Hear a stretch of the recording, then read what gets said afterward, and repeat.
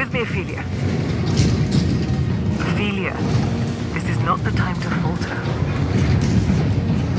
Even for someone with only the most passing of interest in the franchise, Warhammer 40k Battle Sister holds a lot of great moments. Feeling the sturdy thud of bolter fire in your hands as you stamp through trenches, cowering in the hulking presence of a space marine, or ripping through enemies with a chainsword all deliver on the dreams of immersing yourself in Games Workshop's deliciously miserable universe.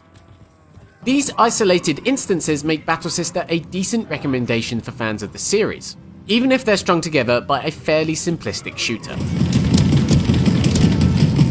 Battle Sister feels warmly nostalgic, not perhaps in the world it realises, Warhammer's tabletop time killing has never felt more relevant in 2020, but certainly in design.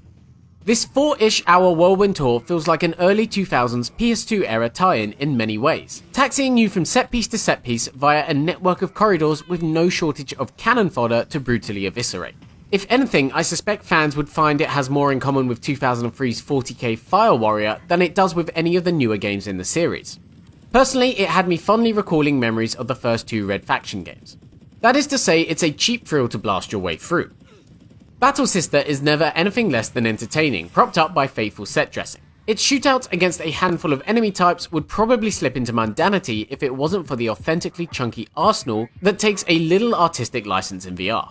The stubby, sturdy roar of the bolter delivers a pleasing kick with Quest 2's haptics, and feels powerful to wield two-handed, though if you're so inclined it's perfectly possible to dual-wield too. That might be sacrilege for Warhammer purists, but it's undeniably vicious in practice. The Flamer, meanwhile, boasts surprising reach, and there's even an amusing inside joke when you happen upon a lasgun at a particularly desperate moment. But the zippy, slender rifle itself still proves to be a satisfying weapon in the right hands. Juggling between these tools keeps Battle Sister's combat suitably morbid, especially when paired with the surprising amount of blood you'll spill for a VR game. Well-placed headshots don't just result in instant kills, they'll completely remove your enemy's head from its shoulders, while you need to just hold the chainsword out with the trigger press down to effortlessly rip through limbs and torsos. It's not, however, especially deep, especially for a VR game. Developer Pixel Toys has streamlined Battle Sister's reloading to simply swiping down on your belt, for example, and melee combat with a power sword falls into the trap of VR waggle. It gives the game more of a feather touch arcade weight than you might perhaps hope for something amongst the metallic crunch of Warhammer's otherwise hefty warfare. I'd love to see the series tackled from that angle, getting you to compensate for the ridiculous weight of its weaponry, but Battle Sister understandably aims for more accessible ground. Other elements aren't quite as forgivable.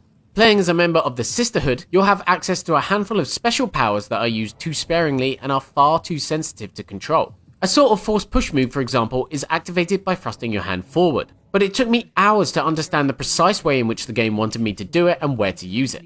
In early sections, I stood in corridors blocked off by waist-height boxes, flailing my arms about in a hopeless attempt to inch them forward. Abilities to slow time and provide temporary invincibility are easier to activate, though their implementation still feels last minute. There's just one instance each in which you'll need to use them. Ultimately, Battle Sister is a game first and a VR experience second. There are boss fights against giant mechs that are helpfully surrounded by otherwise useless gun emplacements, and a steady progression of enemies that, rather than introduce new mechanics unique to the platform, simply shoot bigger, tougher bullets. It's not without its VR charms though.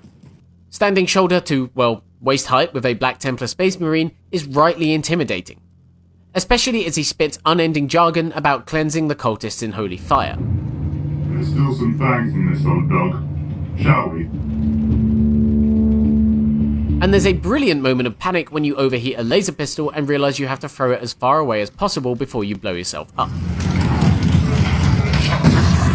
This is just scratching the surface of what the Warhammer franchise could do with VR, but it's undeniably fun all the same. And it's a pretty impressive showcase for Quest 2 too. That is, when it isn't catching up to you. Battle Sister boasts impressive environmental variety for a Quest 2 game, and often looks very sharp on the platform, even in bigger areas. Special mention has to go to the weapon design, which is not only authentic, but intricately detailed and sure to please even the most demanding of the fanbase.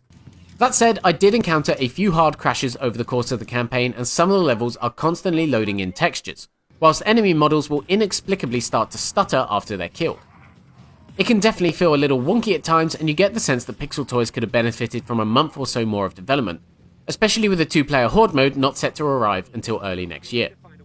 Battle Sister offers mostly clean, mostly forgettable fun then. It'd likely feel just as at home played on a screen with a controller in hand as it would in VR, but the chance to peer down the sights of a bolter or exercise righteous justice with a power sword will please many a 40k fan. As far as ticking the boxes go for VR shooters, it does enough to warrant a look if your back catalogue is empty. Better than nothing. Thanks so much for watching this review. If you liked it, make sure to like, subscribe and comment, hit the notifications button, and we'll see you soon for yet more VR coverage.